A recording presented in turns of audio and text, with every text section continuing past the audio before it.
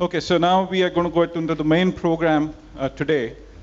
We have the honor of actually having Professor Michael Porter, who's going to share his views with us. In fact, Professor Porter is somebody who needs no introduction. In fact, he has been the father of the modern strategy field, has done something amazing in terms of creating this very thought. Whether we talk about his 5 forces model or we talk about competitive advantage of nations, the idea of clusters, to whatever, he's actually had the most stunning impact in the practical world. So he's one of the foremost thinkers, and I must also share that he's been one of the biggest guiding lights for me personally. He's been somebody I always say is my philosopher, my guide, in terms of really saying as to what's the path that I should actually tread. In fact, he's a great professor from Harvard Business School. I think the less I say about him is more.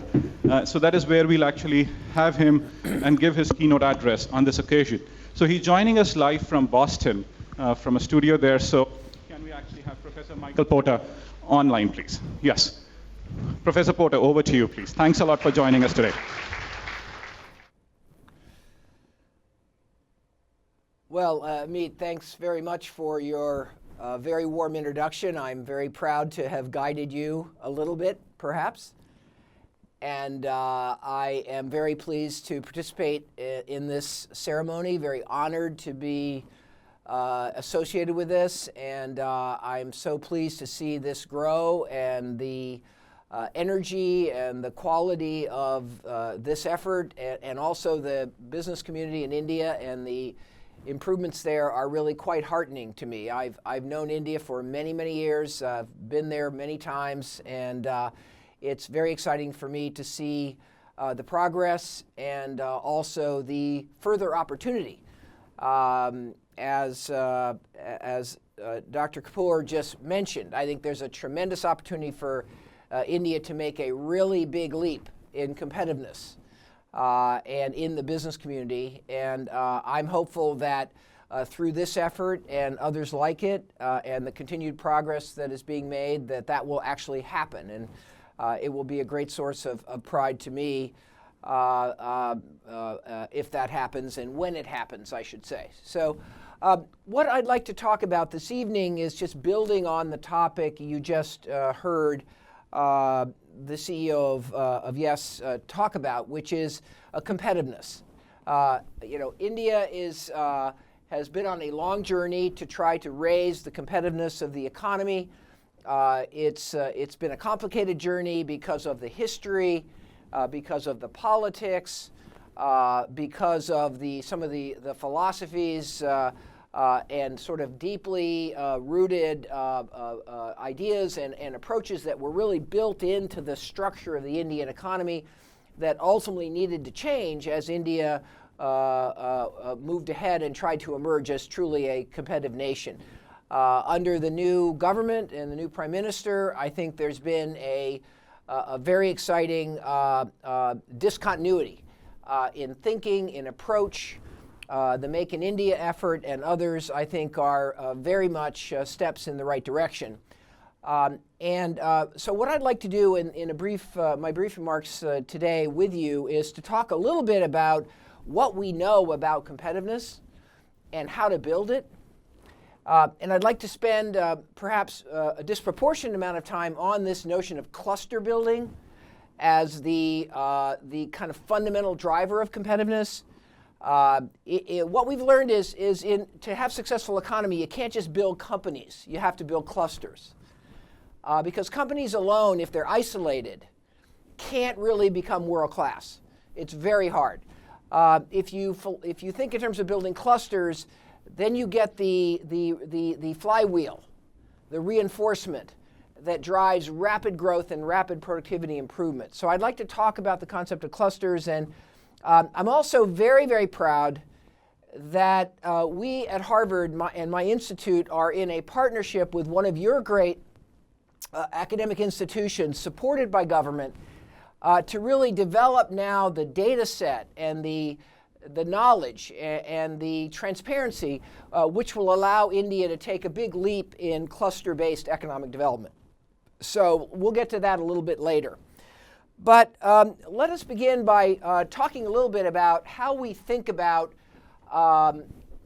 competitiveness and the role of the various institutions in competitiveness, and in particular, since many of you in the room are business people, and why does this matter to you?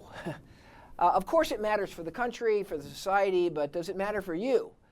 And I think the more that we in business can understand how we benefit and how we engage and how we impact competitiveness in our own company, I think the more progress we'll be able to make in driving India forward.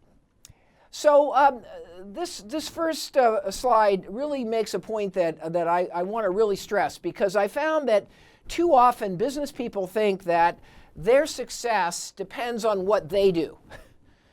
That competitive advantage in a company is primarily inside the company.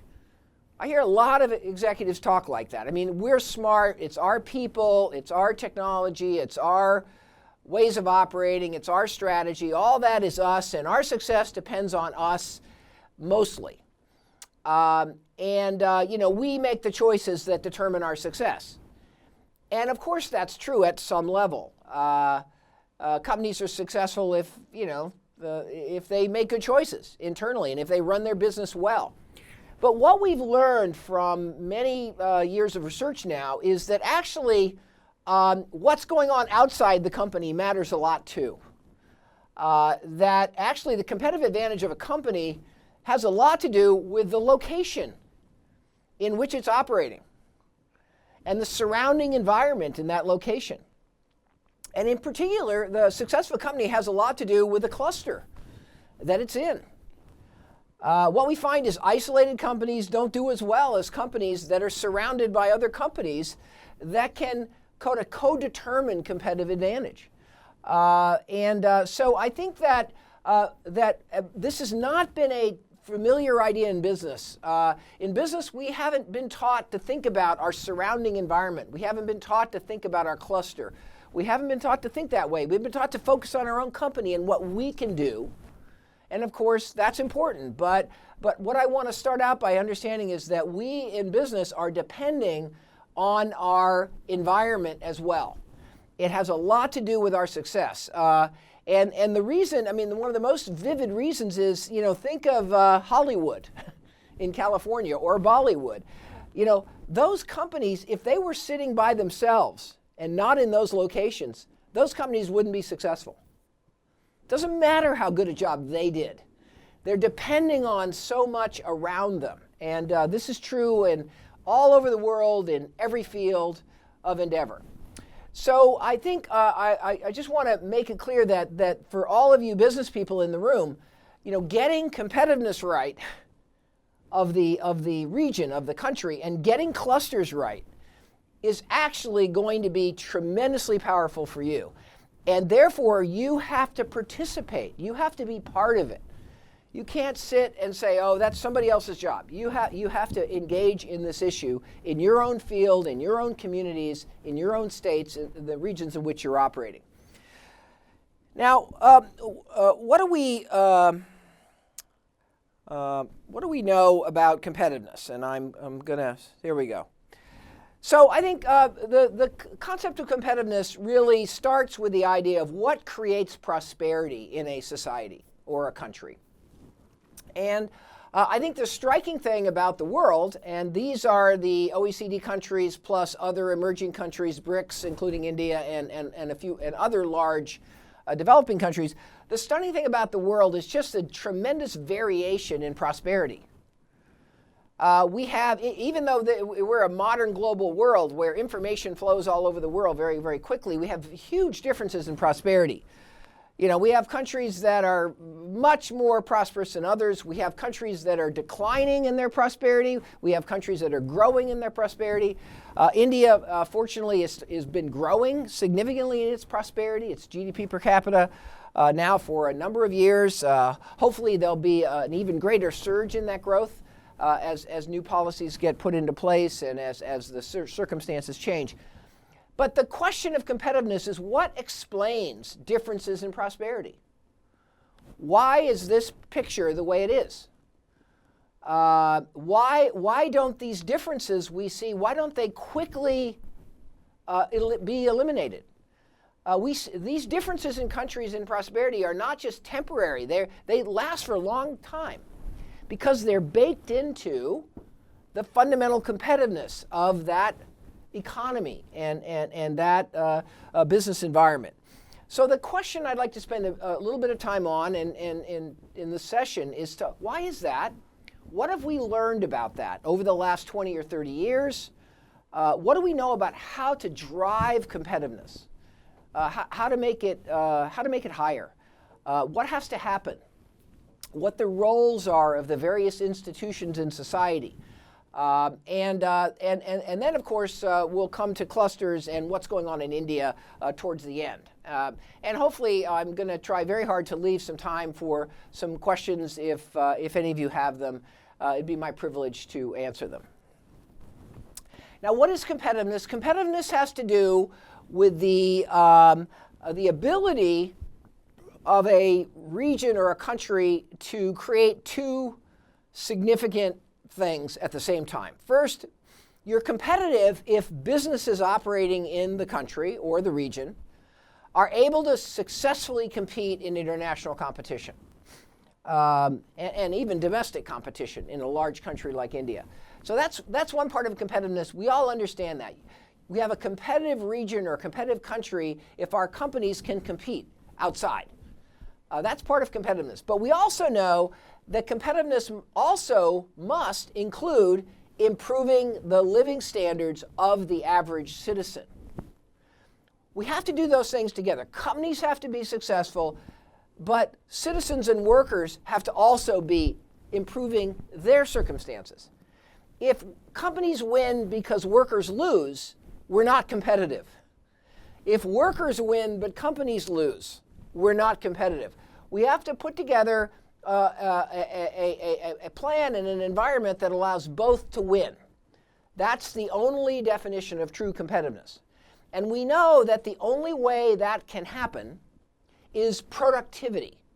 We have to create a very productive business environment in which companies can operate and in which workers can work. And we have to enable workers to be more and more and more productive over time. And that has to do with their skill. That has to do with the tools with which they work. That has to do with their experience and capacity to deliver value as workers. We have to put together both improving workers and an improving business environment. And we also have to create a situation where there's enough growth and enough opportunity so that many of a nation's citizens can be part of the productive workforce. If only half the people in the country are working, it's very hard to be prosperous because the other half have to be supported by the ones who are working. And that usually doesn't allow you to get high prosperity. So we have to get many and increasing numbers of people in the productive workforce. It doesn't necessarily have to be the formal workforce, but over time it ideally should be the formal workforce as well. That's what competitiveness really means. We sometimes have a lot of political battles about competitiveness. The workers are afraid of competitiveness because they think it's bad for them. And that thinking is just wrong. And one of the reasons that countries don't make progress is they don't understand these ideas. They think that it's a zero-sum game, that if companies do better, workers do worse. No, that doesn't work. That never works. We've got to create that environment so that both workers and companies can prosper and can thrive. And it's driving the fundamental productivity of the economy that is the key to ultimately creating prosperity in any society. And that's what the data shows. And it's an iron law. It's an iron law of the global economy. If you're productive, you can have higher prosperity. If you're not productive, you're going to be poor. You're not going to move forward. That's the iron law of the modern global economy. Now, what creates competitiveness? What creates productivity in India or in a region of India or in any other country? Well, we know that the good news is that we understand what creates prosperity. The bad news is it's a little bit complicated. It's not a soundbite. It's not simple. There's no one thing. Competitiveness and productivity start with endowments. It starts with what you inherited as a society. your natural resources, your location in the world, whether you have good ports because of your geographic situation, whether you're close to markets, the number of people living in the country that have emerged to be citizens of that particular country. All those are what we call endowments. Endowments matter. Good endowments help. If you've got if you've got a very favorable location in the world, that helps. But what we've learned is endowments alone, what you inherited as a society, it only takes you so far. You can develop a certain amount of prosperity just on endowments. But to be really prosperous, it's not the endowments themselves, it's what you do with the endowments. It's how you take advantage of the endowments. And that depends on these other things that you see here on this picture. You can have the greatest ports in the world, but if you don't invest in the ports and the ports aren't efficient, then they're not going to be very useful. So endowments only take you so far. The next layer of competitiveness is what we call macroeconomic competitiveness. This has to do with sort of the framework conditions in the economy. And of course, this starts with monetary and fiscal policy. Do you have a stable budget? Is there low inflation? Is the cost of capital reasonable? And that's critical. Because unless you have a stable macroeconomic policy, it's very hard to get investment, to get businesses to invest. If people are always afraid that taxes are going to go up or inflation is going to spike, people are very cautious, very conservative, they don't invest. So we need a good, stable macroeconomic policy. This is an issue for India. There's room for improvement here. The other area, of course, though, is human development and political institutions. If we don't have people that have basic education, basic health, and basic, decent circumstances, it's pretty hard to be productive. If you don't have this foundation of human development, you can't be productive. So the idea that we have to invest in those things and develop those things in society is really important to competitiveness. We find that in study after study and all the work that we do. And also the political institutions have to work. And they have to work efficiently if we're going to be competitive. If it takes forever to get anything decided, if government is inefficient, if they waste money, if you can't get an answer, if things are slow, if institutions are corrupt, it's very hard to create a productive economy. So these macroeconomic things are quite fundamental as well. And again, India has work to do in these areas, at least from the point of view of our data. And of course, you all will know better than we do. But what we have found over the years is that endowments are sort of a foundation, but they really depend on the environment you're in. Macroeconomic competitiveness kind of creates a platform that can be hopefully more and more conducive to prosperity. But prosperity is really created at the top of this chart. It's created in the microeconomic circumstances of the country. Number one, the quality of the companies. If you're going to have a productive economy, you have to have productive companies and productive workers in those productive companies. If the companies can't operate efficiently and be world-class and use the latest technology and the latest concepts for management, then it's going to be very hard to have a productive economy. It doesn't matter how good the other stuff is. Secondly, the business environment. Every country or every region has a business environment. You need an efficient business environment. You can have great companies, but if they're in a lousy business environment that's really inefficient, it's hard for the company to be successful. You can have a company that's really sophisticated on logistics and supply chain, but if the roads are bad, if there's no transportation system, it's very hard for the best company in the world to be productive in the wrong business environment. So we've got to raise that business environment. And then in the middle, we need clusters. And I'll talk about clusters a lot more. Clusters are where groups of companies in a particular field come together, are co-located in a region, or in a city, or in an area of a society or an economy. And we'll talk more about why that matters. Fundamentally, what we understand is if you really want to raise prosperity and productivity, you've got to, first of all, hopefully have some decent endowments and understand what they are, because those endowments are going to affect where you can succeed. But then you've got to put in place the right framework at the macroeconomic level, but then the right microeconomic capabilities and efficiency and assets. And so let's talk about that a little bit more. Now, in terms of the business environment, this is a framework called the Diamond Model that I introduced quite some years ago now as really the fundamental way of looking at the business environment. And the business environment is complicated. It has a lot of dimensions.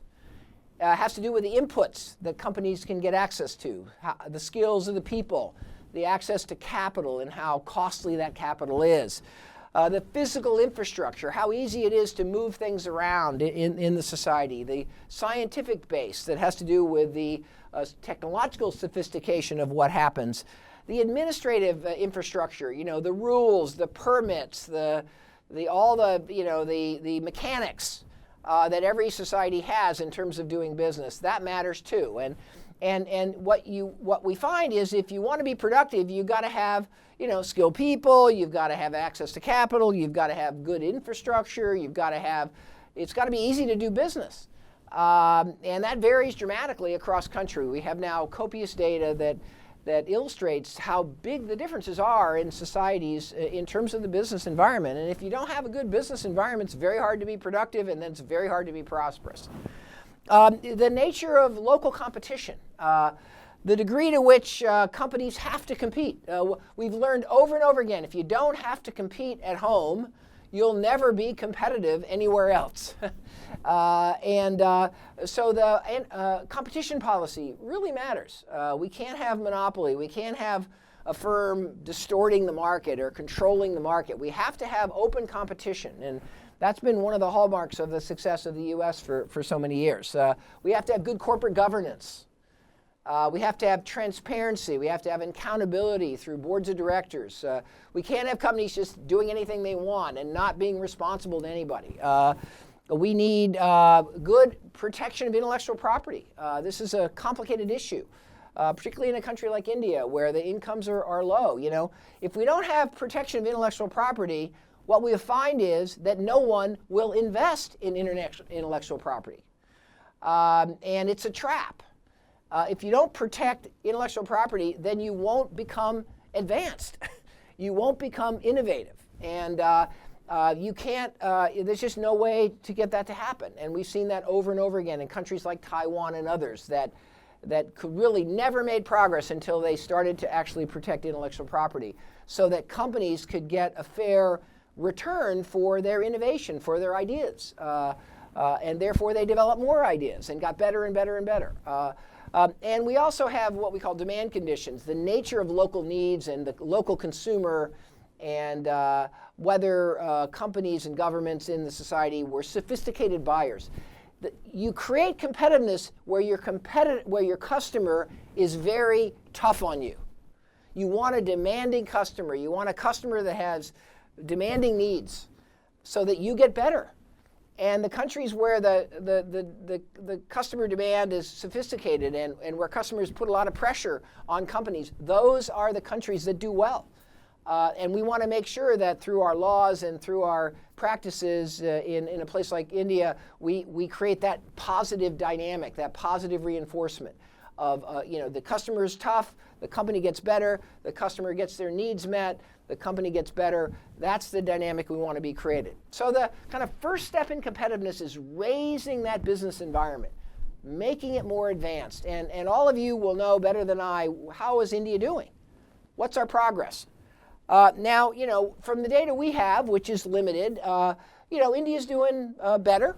We're moving ahead on business environment, but we've got significant areas for improvement. This is the World Bank Ease of Doing Business ranking. It's a highly respected effort that covers all the countries in the world. And India's GDP per capita rank is 125 in this particular data set. And its Doing Business rank is about 130, so that's not too bad overall. Now, of course, you don't want to be 125th in GDP per capita. You want to be a lot better than that in India, and you should. So in order to get better than 125th GDP per capita, you're going to have a better business environment. And in order to do that, you're going to have to fix some areas where you're already behind relative to what you should be, but also you're going to have to move the bar for many areas higher. And this is an effort, again, we're seeing more attention to this in the Modi government than we have in the past. India has been tangled up by bureaucracy and inefficiency for a long time, despite the fact that we have tremendous talent and tremendous entrepreneurship in this country. So, we got to fix these things if we're going to build competitiveness. It doesn't matter how great Indian entrepreneurs are. If enforcing a contract is impossible in India, then you're not going to be very prosperous. Doesn't matter how smart the entrepreneurs are. And so we got to fix these things, and you are. And we're now starting to see efforts in that direction. So the business environment is critical.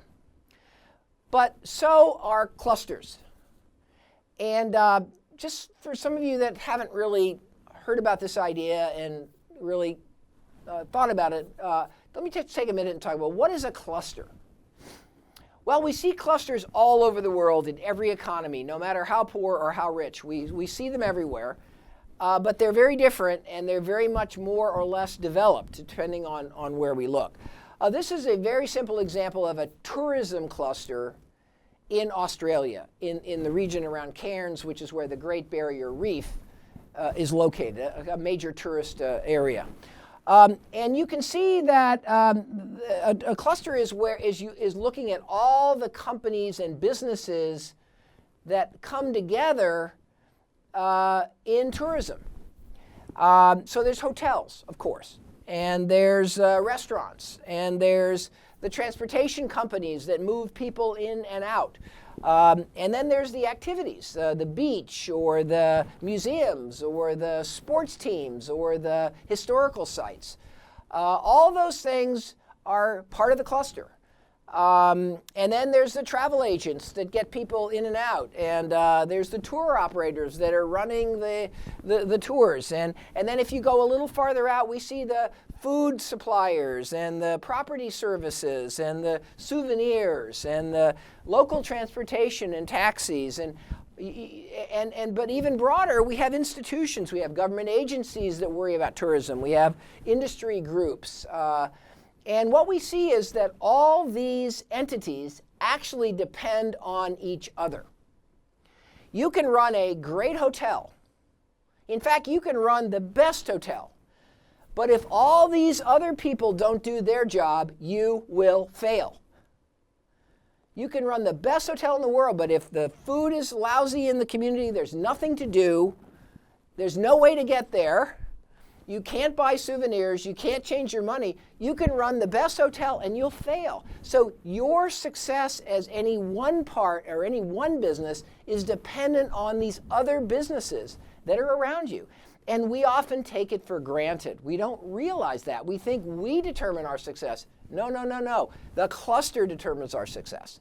That's the cluster theory. There's now overwhelming evidence that this is true. And the data is showing us this over and over again, country after country, cluster after cluster. We're finding that developing a strong, effective cluster allows the entire, the entire group to get better and more productive and produce a higher prosperity and higher wages for the people that work in that field. Why do clusters matter? Because it makes things more productive. If you have all these other entities around you that are good, you're more productive, you're more efficient. When you have all these entities around, you have faster innovation. You have more people that see opportunity. They'll fill a gap. They'll see a need in tourism in Australia, and they'll meet that need quickly because they'll see that need more clearly because there's all these other organizations around. It's easier to start a new company. If you're in a cluster, you can get the skills, you can find the technology, everything's there. It's easy to start a new company. If you're off on your own and there's nobody else around you in your field, it's very hard to start a new company. You have to do it all yourself. So we find that new business formation is overwhelmingly within clusters. It's not people out by themselves where nobody else is around. That very few businesses start that way. And when you have a cluster, it starts to also really drive strategic innovation on the part of the companies. So you don't just copy what the other guy does. You're always looking for something a little different because you want your hotel in Australia to be a little different than the other hotel. So it fosters a kind of a competition among the companies that is very healthy and very dynamic. So that's the cluster concept. Now here's a cluster in India. You have clusters in India. We need a lot more clusters in India, frankly. But you have some. Here's a pharmaceutical cluster. This was a student project that one of my student teams did in my course on competitiveness at Harvard Business School. It's a little bit out of date, and but it kind of shows there's regions in India in particular fields where you've built clusters. And by the way, this pharma thing is something going really well in India, and it's not an accident. You got a cluster, it goes well. That's the way it works, because that cluster gives these companies the opportunity to be dynamic and efficient and have the right inputs and drive progress. And notice that the cluster depends partly on how well government does and partly on how well the universities do in your area, and the educational institutions. We're all in it together. We can't think of education institutions and government as outside of what matters to us. It's part of business success. It's part of prosperity, and it's true all over the world in every field that we look at. We find that within clusters, institutions are critical, and not just government and not just universities, but also a whole bunch of other kinds of institutions. This is an example of wine in Australia. This is one of the great success stories of the last 25 or 30 years.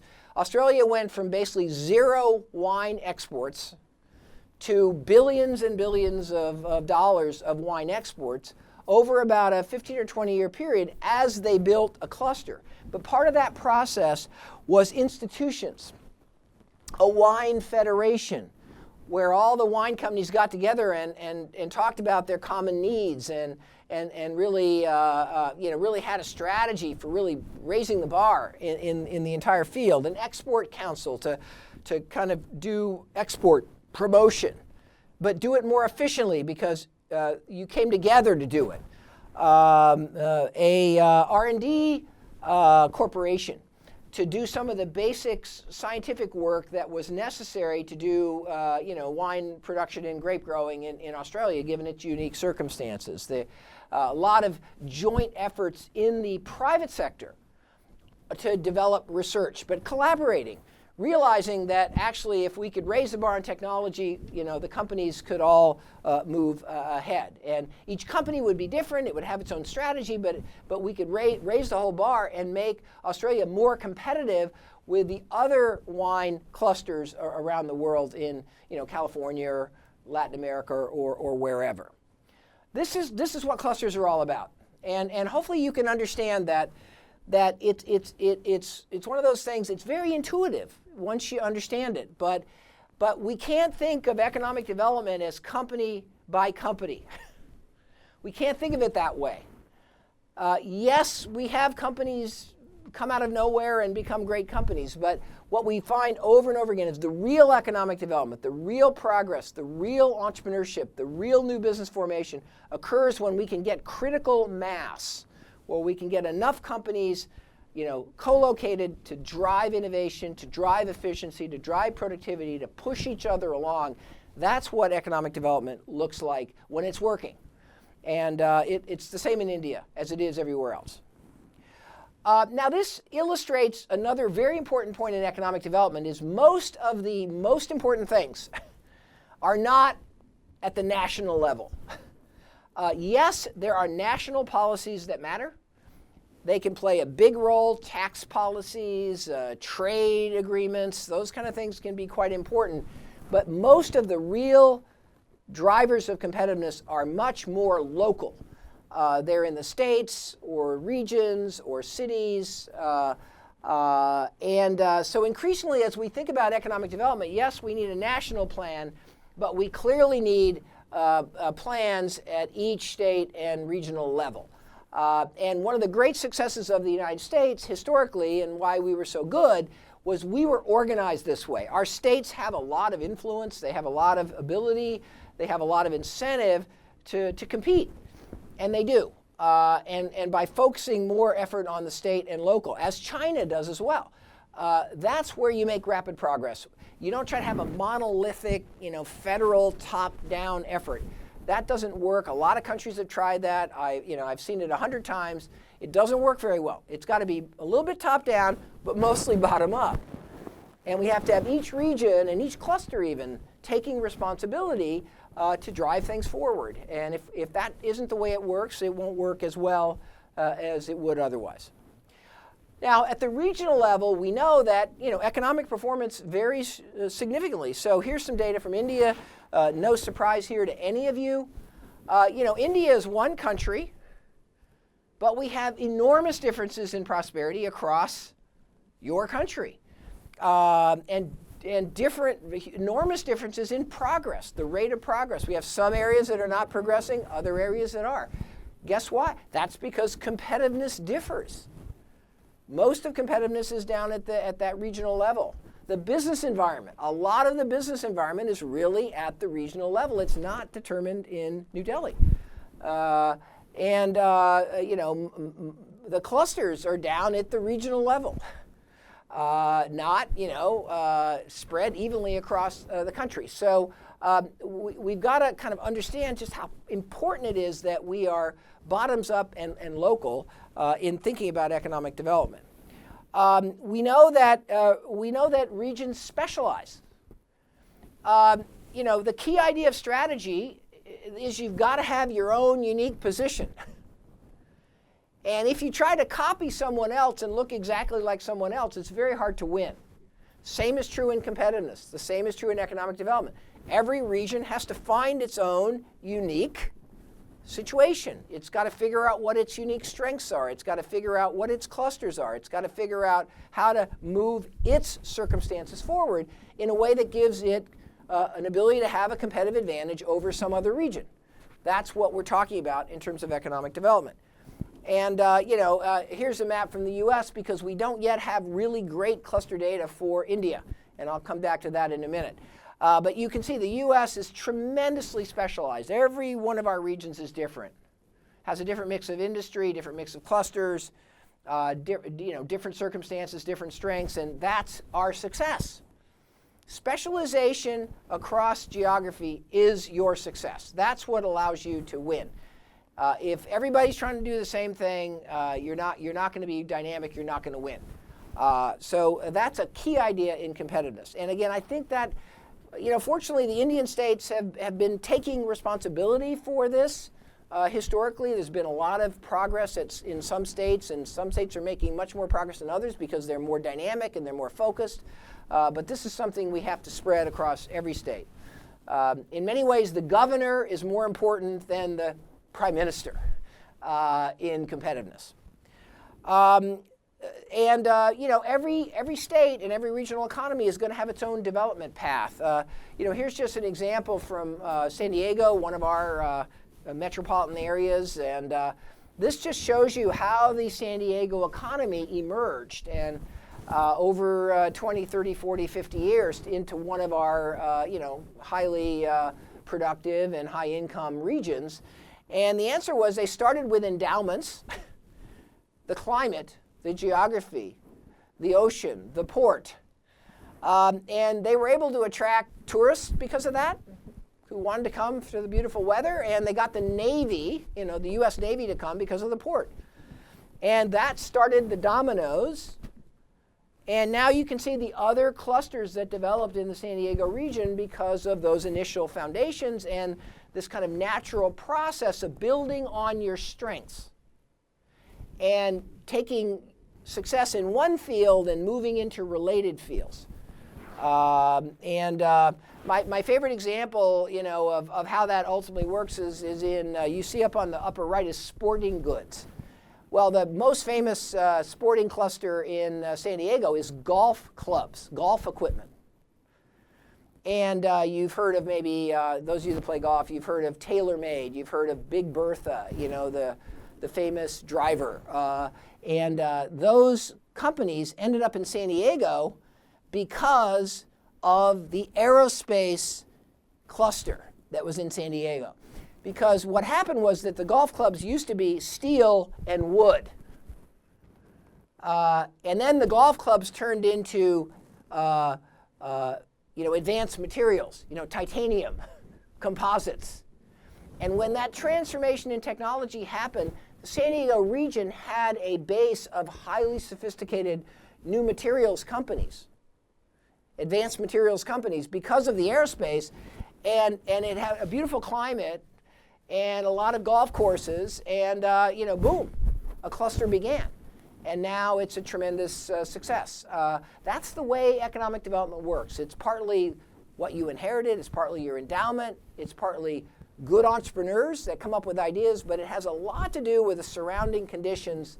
And when we think about economic diversification, we want to think this way. We don't want to just dream about making cars or biotech. We need to think about what we have a foundation to do better, and where we could grow, build on our strengths, and that's the way economic development actually really works. Now, that leads to a new economic development model that we see. I won't go through all of this, but basically you're not trying to build jobs. You're trying to create competitiveness. If you can create competitiveness, then you'll build jobs. But if you try to artificially build jobs and subsidize and protect, then you'll actually fail because it won't be sustainable. Cluster-based development, we now know, is the right powerful tool to develop an economy. It's a new tool in our arsenal. I've already said, bottoms up. You need a strategy. You need to figure out, what each region's circumstances are, and you got to be data-driven, and it can't be based on politics. It's got to be based on reality, and you've got to then build a sequence plan to kind of put in place the key missing links that will allow you to be more productive, and you see the rest. We're learning that most of public and government activity towards economic development needs to be organized around the cluster concept. We don't want to just do export promotion, in some general way. We need to understand what clusters we have, and then we need to promote those exports, because that's where we'll have the most success. When we're doing job creation and skill development, we don't want to just do general job development. We want to understand, where are the jobs? Where are the emerging parts of our economy that are going to need skill? What do they need? How do we link our skill development to the needs of those companies? Again, this is all very obvious, but you'd be surprised how few countries and regions actually think this way. They're still stuck in the last century in terms of economic development. Now, how about India? Well, India has not had a powerful tradition of cluster development and cluster thinking. Most of the work in India on clusters has been around SMEs in traditional sectors. That was a natural, place to start. But clearly clusters are much bigger. In fact, clusters are even more important in the new high-tech sectors. Think about Silicon Valley, That's a classic cluster in several clusters actually in the, up-to-date, cutting-edge IT space. And so it's not just, clusters are not just for, traditional sectors like agriculture. They're really important there, but they're not just for that, they're for everything. And India historically has not taken advantage of that power. Recently, though, we're starting to see some very powerful efforts. As I told you earlier, we, meaning my team, are now collaborating with Ahmedabad and the government on really mapping the clusters in India in detail. Right now, we don't even have the data to know, what the detailed composition of each economy in India is like and the dynamics of how that is changing. Very soon, we'll start to have some real data that will give us the chance to be much more rigorous in benchmarking and compare ourselves and see how we're doing. And we believe that the government is now starting to understand the need to move in this direction, and we are very excited about what will happen. This will be a discontinuity in the economic development of the country if we're able to get this perspective and this philosophy really well developed. I don't think that Indian leaders have disagreed in a way with this, but we just haven't been able to get it done for a variety of reasons. And by the way, when we talk about clusters, we're also talking about connecting business to educational institutions, to research institutions, to universities. It's not just business to business, it's business to institutions. And everybody's got to be rowing in the same direction, in sync. If we're going to build highly successful, highly productive, highly innovative companies in computer science or software or whatever the business is, or automotive or any other field. Now, what are the implications for the many of you in this room that are business leaders? We have some government leaders there. We have some institutional leaders there. And of course, I've talked about you many times over the course of this short talk. But business leaders, number one, you have to understand, you've got a big stake in the success of building competitiveness at the state level where you're operating. This is a big deal for you.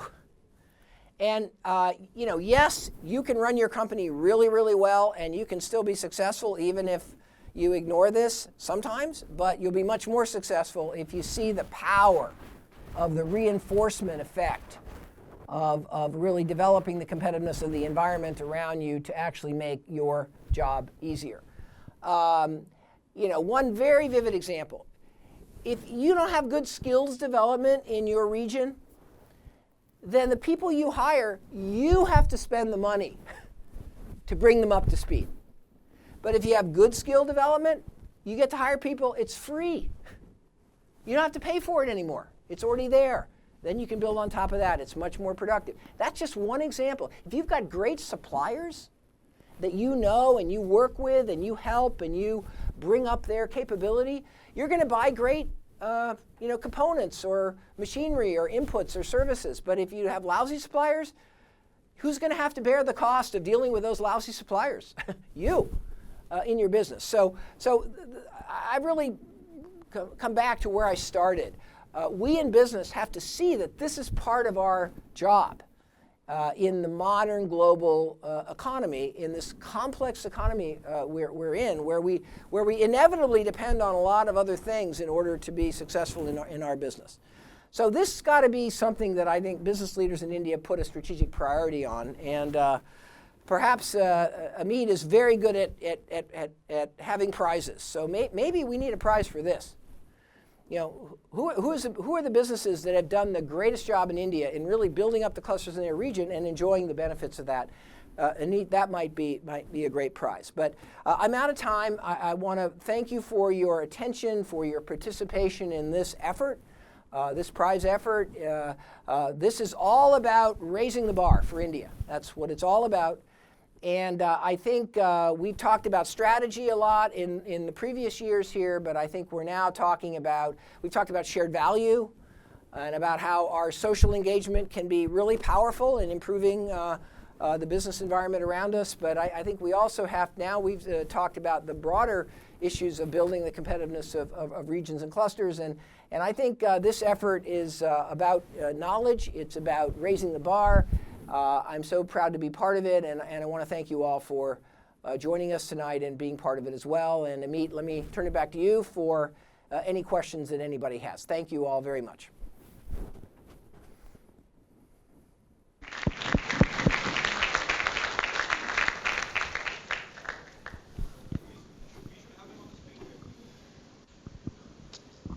Yeah, hi. This is Raju here. Sure. From TCS. Please. Sukumar, I'll take it to Sukumar. Sukumar is going to lead the Q&A session here, please. Sukumar, over to you. Professor Porter, thank you. That was a great talk. Those of you who have questions should quickly write it on a sheet of paper and hand it over to people so that it'll be easy for me to moderate instead of taking questions from a variety of people. Just raise your hand. There are these young ladies who will come around and take the questions from you. In the meanwhile, I'm going to be a good journalist and ask 3 or 4 questions of Professor Porter myself. Management gurus usually don't make headline news. A few weeks back, Professor Porter made headline news in the US when he said that the US economy is currently the least competitive it had been in the last 20 years. And I want to ask you, based on what you've told us so far, what is going wrong in the US economy? Why is it the least competitive it has been in the last 20 years today? Well, Sukumar, thank you for moderating this session. I appreciate it. I wish I had had a chance to meet you and say hello personally, and hopefully we will do that. But the U.S. is in a very, very odd situation right now. As you all know, I think we have had a very, very vibrant, dynamic economy for decade after decade after decade, really ever since World War II ended. The U.S. has been on a with some ups and downs, a very, very dynamic path. We've been growing quite rapidly. We've been growing productivity quite rapidly. We've been raising wages quite rapidly, creating a lot of jobs. But about the year 1999 or 2000 or 1998, we actually peaked in the U.S. And started trending in the opposite direction. And a lot of the dynamism that we had seen in terms of our economic performance really stopped, and we started seeing a very different set of economic outcomes, including job growth, including wage growth, including productivity growth, including lots and lots of metrics that I have already talked about today. And I think what we have discussed, and Harvard Business School about 5 years ago took on a commitment. We made a commitment that we would put together a team at the school in which I was co-leading, and we would really dig into what happened and what is happening to the U.S. economy. And so we did a lot of research, and some of you may have participated. We have surveyed our HBS alumni. We've done a lot of research on this, and basically what we found is the following. We found that the U.S. still has a lot of incredible strengths. Strengths in entrepreneurship, strengths in science and technology, strengths in great universities. We have a lot of great strengths. And by and large, some of those have been even reinforced. But what's happened is we've allowed a whole bunch of weaknesses to emerge in our economy, basically because of our own inaction. The United States has not made progress on our public education system. We haven't made any real progress. The U.S. has not made progress on really increasing the vitality of skill development. Our skills relative to other countries have declined. They're still not low, but they're not high anymore. We used to have the highest skilled workforce in the world. Now we don't. Our cost of doing business has gone up. We have a lot of regulation now. It's very inefficient. Our infrastructure is no longer that efficient. If you take off at Shanghai Airport in China and land at Kennedy Airport in New York, Kennedy Airport in New York feels like a developing country in terms of that airport. It's just not efficient. It's not world class. And so in a way, what's happened is our own inaction in the U.S. in making things better, in moving the ball forward in very basic areas like education, skill, infrastructure, regulation, healthcare costs. Our healthcare costs are 18% of GDP, and yet our quality isn't better. And we haven't made progress. And where other countries like India are getting better and better. And we're just standing still.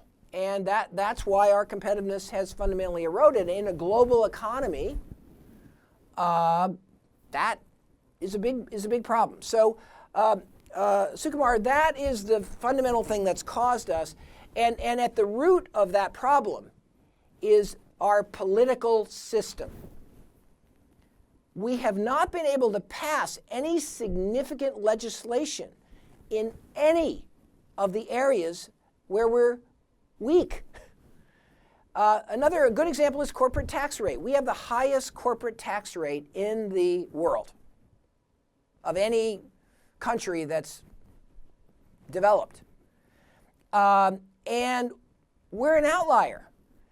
And why would we think that U.S. would have investment and companies would want to invest in the U.S. if we have the highest corporate tax rate in the world? And we've all known this for 10 years, 20 years. We've known that we're getting farther and farther away from the rest of the world, but we can't make progress.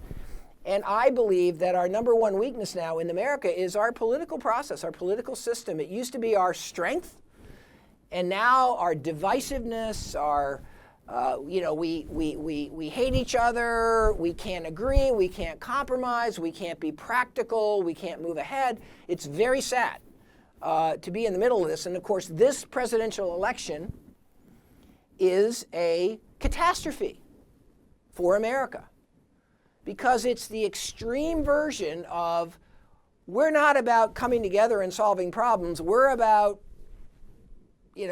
saying how horrible the other guy is, or the other candidate, or the other party is. This is a this is the root cause, I think, for our problem. It's not that we can't do these things. It's not that we couldn't fix our problems. It's just that we don't. And that, Sukumar, would be my sort of high-level assessment. We have a report, this report on the state of U.S. competitiveness in 2016. You can find it if you come to Harvard Business School website. It has tons and tons of data on all of these points, and we are very, very, very, very concerned. And my job now that I'm taking on is to try to do what little bit I can to change the thinking, change the dialogue, and change the approach in this area. Some follow-ups, but I'm going to instead ask some questions from the audience because we have a whole bunch of questions here. The first one's by Raju Koteti from the Tata Consultancy Services. And it's an interesting question. Could we have a way to accelerate cluster development by pairing a successful cluster with one which is developing? So for instance, could we pair Silicon Valley with Bangalore? And then he asks, could we pair Boston with Delhi? Although I think Boston with Hyderabad would probably make much more sense. But do you think it makes sense to pair a successful cluster with one which is developing? Would that help the one that is developing to do so much faster? That's his question. Well, that's interesting. We actually see that happening, Sukumar, and to my questioner. What we see is a lot of study tours. We see groups from this cluster visiting a place like Boston or visiting a place like Silicon Valley, making the rounds, getting to know companies, starting to build business connections. So my answer to that is yes. I've seen it happen with my own eyes. I've seen these relationships be very, very positive. Another example that I would cite is from Netherlands, and that is the flower cluster. There's a huge cluster that produces flowers, fresh flowers, cut flowers. I don't know how I don't know the Indian data on flowers, but it's a gigantic industry in the world, and people love to have flowers in their homes, fresh flowers and so forth. And the leading cluster historically in that area was in Holland, in the Netherlands. The Netherlands still has the largest world export share in fresh cut flowers, which is kind of interesting because the weather in Holland is nothing like good. It's awful. We have bad weather, it's cold, it's rainy, it's windy, and yet they're the world's leader in fresh cut flowers. That's because they don't grow flowers outside, they grow them inside in greenhouses, high tech, climate control, sophisticated sensors, automation, The technology is very high. They're very innovative in developing new varieties and new complex, kind of flowers. But the reason I brought this Dutch example up is the Dutch created, through collaboration, a cluster in Kenya. Through collaboration, they created a cluster in Ecuador.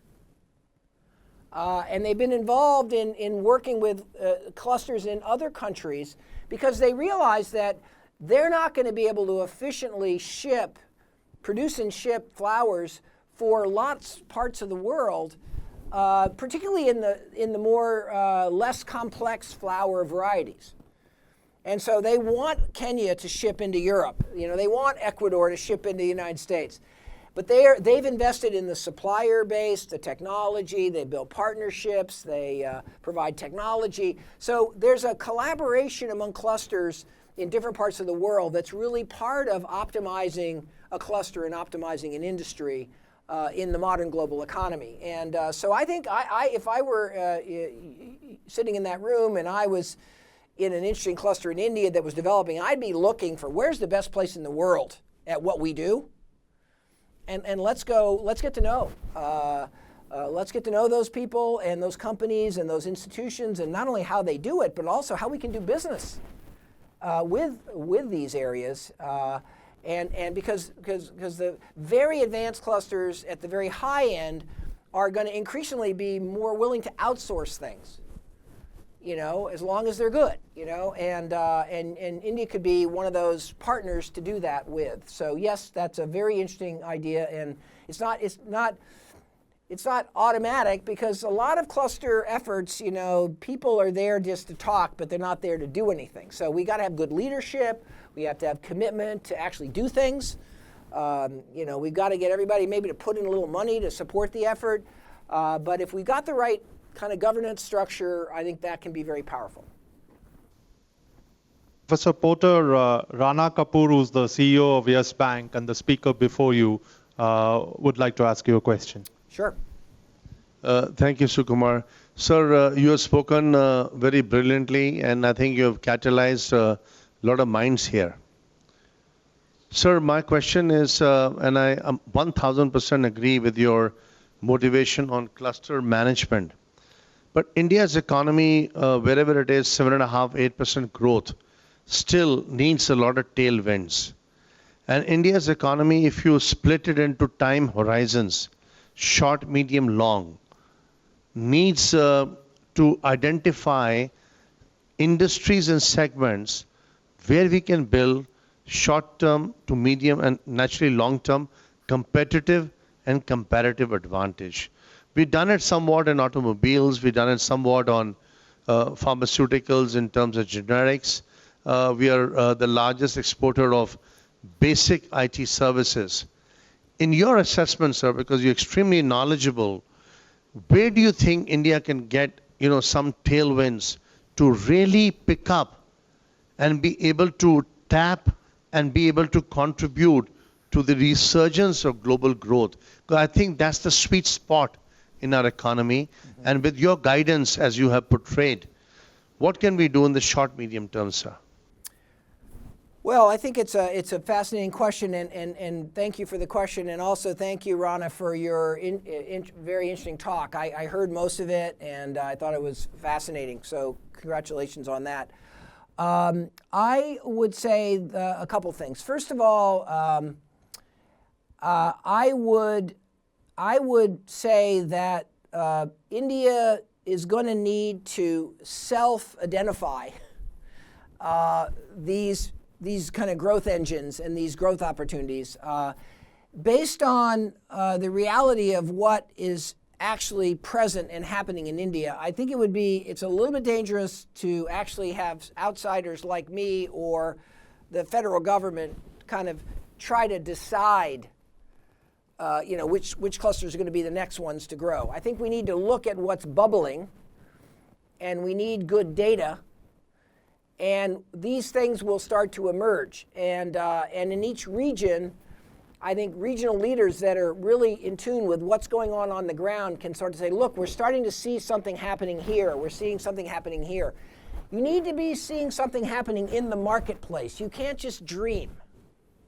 You can't just hallucinate and say, oh my gosh, we'd love to build commercial airliners, and compete with Boeing. There's a lot of dreaming in the world about economic development. And what we've got to do is we've got to look at what's bubbling. And then we've got to build on that and jump on it. And we've got to encourage our existing clusters in India to think about diversification. Given where you are now and given the capabilities, where's the next step here? Where might we go? So I think, again, a lot of bottoms-up activity. Let's not ask the Prime Minister to do this. Let's do it. And then I think we need to work collaboratively across levels of government to really support this effort. But that would be my take on it. I am so hungry for the data that we are now building on the cluster portfolio of India across all states. And finally, we're going to have the evidence, hopefully, to allow us to look at what's happening. And I think that the data is going to show us some of the areas where we have the greatest opportunity. And I'm just salivating for this data. We built this data in the U.S. We've had it for about 15 years now. Europe has built out the data based on the same methodology that I developed. Now we're doing that in India. I think the data is going to help us a lot. There's a lot of entrepreneurship in India, a lot of energy, and the question is how to use good strategic thinking to make some bets. But those bets ought to be based on what's happening on the ground and not too much theoretical thinking. I love theory, but in this area, you've got to look for proof. You've got to look for something actually happening on the ground that gives you confidence that there's something here. So hopefully that answer is clear to all of you.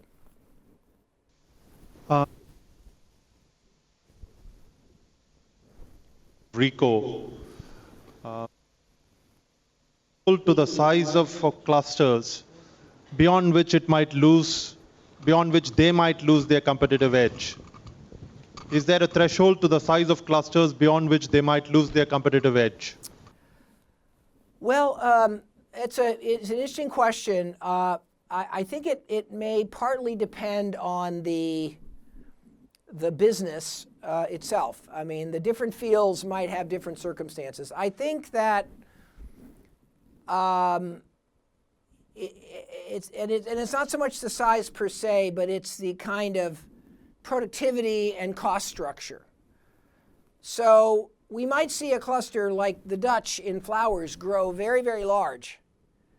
And then they realize that it's just too costly in Holland to do basic roses, in terms of cultivation and shipping of roses. So what happens is then they say, okay, well we need to find some other locations to grow the roses, and we'll help that because that'll help us. That means we can reallocate our effort to the more advanced products. So that sort of happens sometimes as a cluster gets very large and as other areas get more competitive. But I mean, I think like in pharmaceuticals. The bigger the better. I mean, Boston right now is literally the pharmaceutical capital of the world in terms of the research side and the drug discovery and all of that stuff. And every company in the world in this field has to be in Boston now. That's the way they think. Because that's where the science is, that's where the most advanced clinical practice is, that's where the supplier base is, that's where the venture capital is, and so in some clusters I don't see the constraint, but it's quite natural that over time other locations will build up that can do pretty well, and they may be in market segments that are not as advanced, but a cluster in one country needs to not try to do everything itself. It needs to recognize that it's a global economy.